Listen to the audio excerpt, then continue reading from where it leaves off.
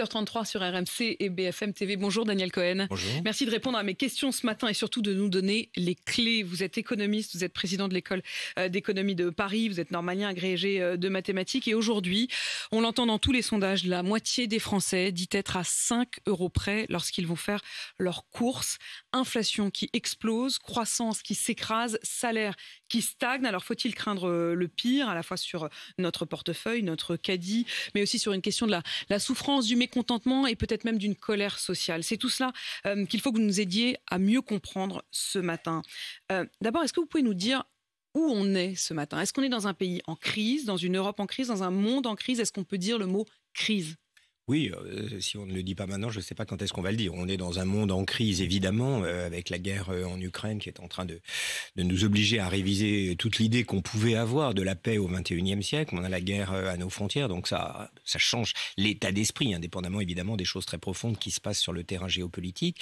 Et puis, on voit tous les dérèglements qu'une guerre comme celle-là est susceptible d'entraîner, notamment évidemment sur le front des matières premières et tout ce qu'on sait qui devait nous arriver, c'est-à-dire une transition liée au réchauffement climatique, une nouvelle manière de concevoir nos énergies. Le GIEC nous avait mis en garde, il faut avant 2025 changer de paradigme. Et bien, bizarrement, de manière totalement imprévue, c'est la guerre qui nous oblige à réfléchir à tout ça. Donc oui, on est dans une accélération du monde qui était d'une certaine manière prévue, mais sur un mode parfaitement chaotique qui crée évidemment du désordre économique, ces tensions inflationnistes et évidemment beaucoup d'incertitudes et d'inquiétudes. Accélération et chaos. Concrètement, quand on met dans un shaker l'inflation qui explose, la croissance pratiquement à zéro et les salaires qui stagnent, ça donne quoi? Ça donne, en plus de tous ces dérèglements climatiques et mondiaux, ça donne évidemment de l'incertitude domestique et donc du mécontentement social. On revit presque toutes les crises à la fois et il y a évidemment un petit parfum gilet jaune qui est là. Les salaires n'augmentent pas ou très peu, en tout cas de manière très inférieure à l'inflation. C'est ça qui, pour l'instant, fait la différence avec les années 70, où il y avait une dynamique où l'inflation créait une inflation salariale qui créait une inflation. Pour l'instant, en Europe, ça ne se produit pas. Donc, les salaires sont en deçà de l'inflation. Évidemment, ça fait de la perte de pouvoir d'achat. Donc, ce qu'on gagne, si on peut dire, sur le terrain de l'inflation, on le perd du côté du pouvoir d'achat et ça augmente le ressentiment. Pourquoi les deux ne sont plus corrélés? Je voudrais justement donner un chiffre sur les 3 premiers mois de l'année. Les salaires ont progressé de 2,3%, mais les prix ont progressé de 4,3%. Si je calcule bien, ça veut dire que techniquement, les Français, dans le monde réel, leur salaire a baissé de 2 points en fait. On a baissé de 2 points. C'est plus grave encore en Allemagne, parce qu'en réalité, en France, à cause des mesures qui ont été prises par le gouvernement, on a au mois d'avril une inflation de 4,8. Mais ce que l'INSEE nous dit, c'est que s'il n'y avait pas eu les mesures, le gel du prix du gaz et de l'électricité, le bouclier tarifaire du gouvernement, on aurait été à 7. L'Allemagne est à 7,8% avec une évolution salariale proche de celle qu'on a en France. Donc en réalité, leur décalage à eux est encore pire. Est encore plus violent. D'ailleurs, c'est la raison pour laquelle s'il y a une explosion des salaires, on l'attend plutôt aujourd'hui en Allemagne, où le taux de chômage est également très bas, qu'en France à proprement parler. Mais indiscutablement, c'est de la perte de pouvoir d'achat. L'INSEE l'a estimé à moins 1,5% au premier trimestre et s'attend à encore moins 0,5% au deuxième. Donc on est sur une perte de pouvoir d'achat de 2%. C'est exactement le chiffre que vous disiez pour les Français dans leur ensemble, pas juste les salariés, en prenant en compte les transferts sociaux du gouvernement. Donc c'est en effet explosif. Vous disiez on vit à 5 €, mais oui, évidemment, quand on est avant la crise au fil du rasoir, après la crise, sachant que les ménages les plus pauvres sont beaucoup plus impactés par la hausse du prix des produits alimentaires et de l'énergie que le reste de la société, on est dans une situation de tension sociale extrême. On va revenir sur ce que vous dites, sur le côté explosif de cette situation et sur la question aussi des inégalités, ceux qui sont le plus exposés à cette perte de pouvoir d'achat. Mais quand même, sur le décalage, en effet, entre les prix et les salaires. Il fut une époque où en France, les salaires étaient indexés sur les prix. Alors là, je pose vraiment la question à l'économiste qui théorise tout ça. Quand vous mettez ça dans votre grand ordinateur, en quelque sorte, qu'est-ce qui en sort? Est-ce que ce serait encore souhaitable de réindexer les salaires sur les prix? Alors si c'est mécanique, non, ça ne peut pas être souhaitable parce qu'à ce moment-là, ça veut dire qu'on repart comme dans les années 70 où j'augmente les salaires, les entreprises augmentent les prix, les salaires augmentent et ça fait une course infernale. Il faut justement tirer les leçons des échecs, entre guillemets, des années 70, parce que personne n'avait été gagnant de cette histoire pour réfléchir de manière beaucoup plus globale. Dans les années 70, les pays qui s'en sont le mieux sortis sont les pays où il y avait justement un consensus social pour affronter cette crise de manière coordonnée. Donc là, on voit bien... Ça veut dire quoi? Ça veut dire que c'est les patrons, c'est les corporations qui, au cas par cas, décidaient d'augmenter? Non, oui, pas au cas par cas, justement. Il faut que ce soit global. Quand c'est au cas par cas, ça peut pas marcher. Ça doit être global, mais pas mécanique. Il faut que ça soit global et pas mécanique, exactement. C'est subtil. C'est subtil, mais c'est ça qu'il faut réaliser. C'est-à-dire qu'il faut des accords tripartites avec...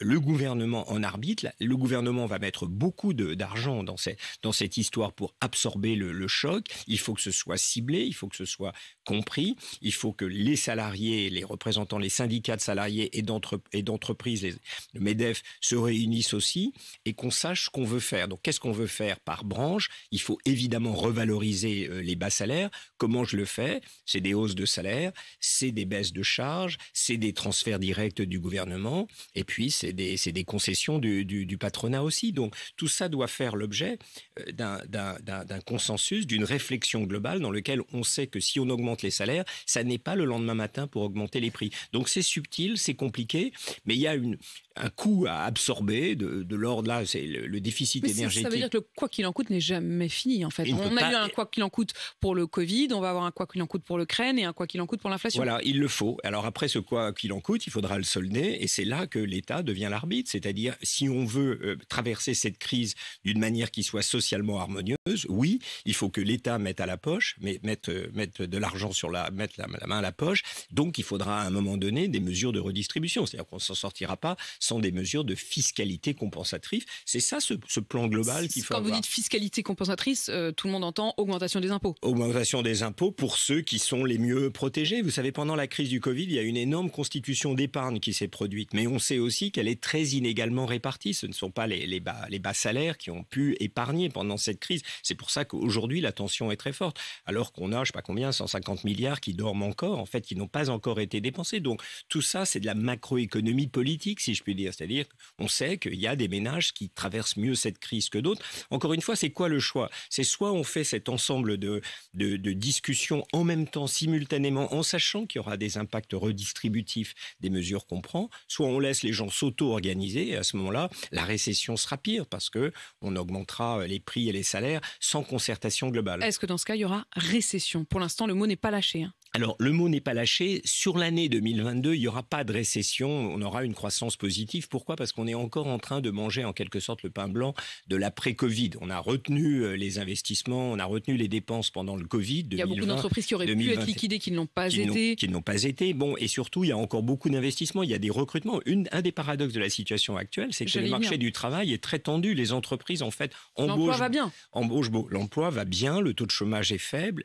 Et on a augmenté de 2% l'emploi salarié, alors que le PIB n'est que 1% supérieur à ce qu'il était avant la crise. Donc c'est un peu bizarre. On a plus embauché qu'on a recommencé à produire. Daniel Cohen, vous dites pas de récession cette année, mais est-ce que je dois entendre dans votre phrase qu'il y a 3 petits points, mais peut-être l'année prochaine? Alors, pas de récession cette année au sens des données de l'année. C'est-à-dire le PIB va croître sans doute, selon l'INSEE, d'au moins 2,5%, disons. Mais au fil de l'eau, les trimestres vont être mauvais. Ça sera plutôt plat.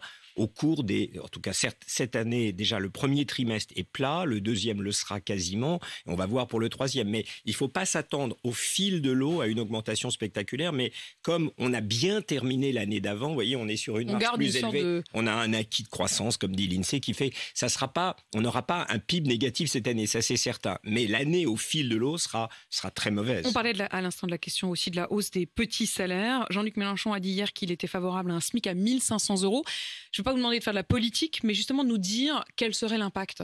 Bon, l'impact, si ça n'est pas accompagné d'une augmentation des autres salaires, ça veut dire qu'on va avoir une smicardisation croissante de la population française. Plus le SMIC monte sans que les autres salaires soient augmentés. Soit tout le monde augmente. Voilà. Donc, et moi, on se retrouve avec tout le monde au minimum. Donc, moi, je suis plus favorable aujourd'hui à avoir une réflexion, celle qu'on vient de dire, c'est-à-dire qu'est-ce qu'on fait pour les bas salaires, quelles sont les branches qui peuvent se permettre de les augmenter, ou est-ce que, dans quelle branche le gouvernement a besoin d'intervenir pour faire que cette augmentation de salaire se fasse. De toute façon, le SMIC est indexé. Les SMICA sont peut-être les seules catégories de la population aujourd'hui qui, entre guillemets, sont protégées. Mais il ne faut pas qu'on aille vers une smicardisation générale de la France. Donc, il faut que les autres bas salaires augmentent. Mais là encore, Je redis, il faut que ça se fasse dans un cadre concerté. La lutte contre la baisse de pouvoir d'achat, il y a soit, comme vous le dites, l'augmentation des salaires, soit des aides ponctuelles.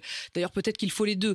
Mais les aides ponctuelles, par exemple, il y a cette ristourne sur le prix de l'essence de 18 centimes par litre, qui est censée s'arrêter au 31 juillet. Est-ce qu'il faudrait la poursuivre ou est-ce qu'il faudrait cibler davantage ceux qui ont le plus besoin de leur voiture? Bon, moi, je pense qu'on a fait beaucoup de choses. Il faut continuer l'échec, quoi. Voilà, il faut pas. Je pense pas on puisse continuer l'échec comme ça, mais ça ne veut pas dire qu'on doit débrancher le soutien. Je crois qu'il y a un moment qui va venir très vite, après les élections, les législatives, peut-être avant la fin de l'année, où il faut qu'on repense tous nos dispositifs pour leur donner justement une vision beaucoup plus intégrée. On sait ce qu'on veut faire. On veut aider les bas salaires, on veut aider, a fortiori bien entendu, ceux qui vivent des minima sociaux, et on veut aussi aider ceux qui dépendent beaucoup de la voiture. Tout ça est un peu contradictoire. Les Gilets jaunes ont montré qu'il y avait une demande spécifique du côté de ceux qui sont dépendants de leur voiture. Qui sont dépendants de leur voiture. Pourquoi? Et pourquoi c'est souvent des classes populaires? Parce que s'ils sont dépendants de leur voiture, c'est qu'ils ne peuvent pas vivre dans les centres-villes où c'est trop cher, donc ils doivent aller loin et en réalité ils se retrouvent dans des zones où il y a besoin de la voiture. Il faut une réflexion globale comme ça, c'est-à-dire qu'il ne faut pas non plus subventionner l'automobile. On sait aussi qu'on doit sortir des énergies fossiles. Un vrai dilemme. Donc c'est un dilemme à court terme, mais c'est complémentaire à long terme. C'est-à-dire qu'on veut à long terme profiter en réalité de ces dérèglements pour réfléchir en profondeur à ce qu'est une géographie du territoire harmonieuse. Donc, que les constructions nouvelles ne se fassent pas à plus de 10 minutes d'une gare. C'est des choses comme ça, les réflexions auxquelles il faut penser. Donc, on va une nouvelle forme d'urbanisme. Une forme d'urbanisme. Ça ne veut pas dire que tout le monde va vivre près de Notre-Dame, mais ça veut dire que si je construis, si je réfléchis à ce qu'est la géographie de nos villes du XXIe siècle, il faut que ça soit des hubs dans lesquels il y ait des gares, il y ait des transports collectifs. C'est cette réflexion qu'il faut avoir. En attendant, on ne peut pas laisser les gens se débrouiller. Donc, il faut réfléchir à des mécanismes un tout petit peu plus universels dans lesquels il y a des transferts sociaux et ces transferts sociaux doivent prendre en compte les lieux de résidence, mais sans enfermer les gens dans ces lieux de résidence. C'est très compliqué, mais il faut réfléchir à ça. Donc, on ne va pas continuer des chèques alimentaires, carburant, etc. Je crois qu'il faut reprendre la main. Quel est le quantum de transferts sociaux qui sont nécessaires pour traverser non pas seulement cette crise ukrainienne, mais cette transition climatique? C'est ça encore qui doit être mis sur la table. Daniel Cohen, on sait que dans les minutes, les heures qui viennent, il y aura sans doute un nouveau Premier ministre ou une nouvelle Première ministre. Il y a un point sur lequel visiblement il a été compliqué de convaincre ceux à qui pour l'instant Emmanuel Macron avait proposé le job, c'est la question des retraites. C'est-à-dire que celui qui s'engage à reprendre Matignon s'engage également à porter cette réforme des retraites à laquelle s'est engagé Emmanuel Macron. Est-ce que c'est nécessaire de réformer les retraites? C'est-à-dire, est-ce qu'il est vraiment nécessaire de réformer les retraites et de prendre peut-être le risque d'une colère sociale dans la rue? Est-ce que humainement, économiquement, il faut allonger le temps de travail? Alors, je vais y répondre, mais avant toute chose, on parlait de négociation sociale. C'est très important, encore une fois, pour éviter de répéter les années 70. La réforme des retraites fait partie, normalement, de ce qui est mis dans le paquet des choses que les partenaires sociaux discutent. Commencer en faisant une mauvaise manière, on va dire simplement, à la CFDT, qui était très engagée dans la précédente réforme des retraites en disant, bon, finalement, c'est 64 ou 65 ans, c'est pas une bonne manière de restaurer la confiance entre les partenaires sociaux. On nous a promis que ce serait le moment du dialogue. Ça commence si on commence par massacrer le gros sujet social qui est celui qui coûte le plus en réalité, les retraites, ça commence mal la négociation sociale. Après, quand on dit est-ce qu'il faut les réformer? Oui, certainement, on ne va pas vivre à la fin du 21e siècle comme au début du 20e siècle dans le rapport au travail et à l'âge. Mais si la question c'est est-ce que c'est impératif du point de vue macro-financier, la réponse est non. Tout le monde sait que on pourrait encore attendre un peu. Mais même pas attendre un peu. C'est-à-dire, on sait que les réformes qui ont déjà été faites, les réformes Touraine qui vont nous amener à 43 ans de cotisation, la désindexation des salaires, des retraites sur les salaires et la seule indexation sur les prix, tout ça produit comme effet sur les 30-40 prochaines années une baisse de la part des retraites dans le PIB global. Ça va coûter moins cher. Ça va coûter moins cher. Mécaniquement, presque démographiquement.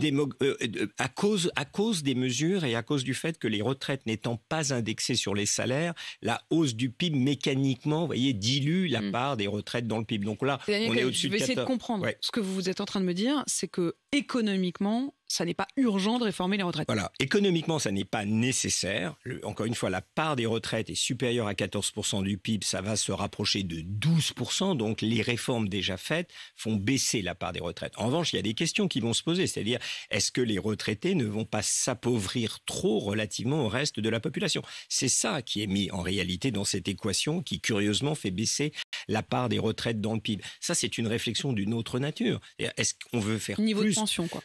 Est-ce qu'on veut faire plus pour les pensions? Donc ça fait partie d'une négociation. C'est-à-dire, qu'est-ce qu'on veut faire pour les basses pensions? Qu'est-ce qu'on veut faire pour les autres? Il y a une vraie négociation à avoir. La réforme par points n'était pas mauvaise en soi parce qu'elle amenait... Qui était à l'origine la réforme promise par Emmanuel Macron, soutenue par la CFDT. Ce qui n'allait pas, c'est qu'on a voulu faire une réforme unique pour le secteur public et pour le secteur privé, pour les professions libérales et pour les salariés. C'est ça qui a créé du chaos. Mais si on reprend l'idée, à partir du moment où on admet qu'il y a un socle, que ça pourrait être à 1100, pourquoi ne pas réfléchir au-dessus de ce socle, à donner plus de flexibilité? 1 100 euros de minimum de pension, voilà, par exemple. On peut même aller au SMIC, ça serait beau.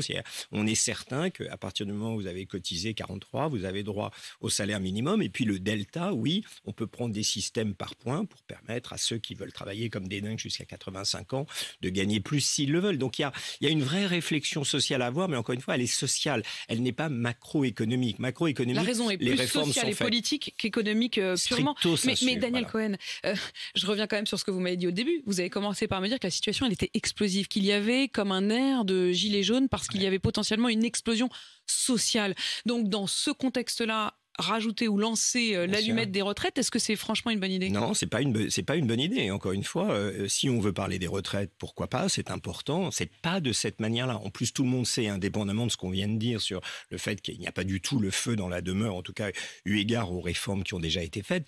Tout le monde sait aussi que des mesures d'âge sont très inégalitaires. Quand on dit vous allez travailler, bah oui, quel que soit l'âge auquel vous avez commencé à travailler. Voilà, exactement. Quand on dit vous allez travailler jusqu'à 65 ans, ça veut dire que celui ou celle qui a commencé à 20 ans va cotiser 45 ans, alors que celui ou celle qui a commencé à 22 ans va cotiser 43 ans, comme c'est déjà prévu. Donc en réalité, des mesures d'âge allongent de 2 ans la durée de cotisation de ceux qui sont les moins bien dotés, puisque ce sont ceux qui ont commencé à travailler plus tôt. Donc si c'est pour dire non, mais on va prendre ça en compte, etc., alors ça veut dire qu'en réalité, on s'embrouille. Donc non, s'il y a des mesures à prendre pour revaloriser les pensions, je ne sais pas, c'est pas des mesures d'âge, c'est des durées de cotisation éventuelles qu'il faut prendre en compte. Dans ce contexte, avec cette croissance quasi nulle et cette inflation, est-ce qu'emprunter de l'argent va coûter plus cher ? Alors oui, nominalement, puisqu'on avait des taux d'intérêt nuls ou négatifs et que maintenant ils vont devenir positifs. La Banque centrale a déjà annoncé que les taux allaient redevenir positifs à partir du mois de juillet, mais c'est déjà le cas de la France quand elle s'endette à 10 ans.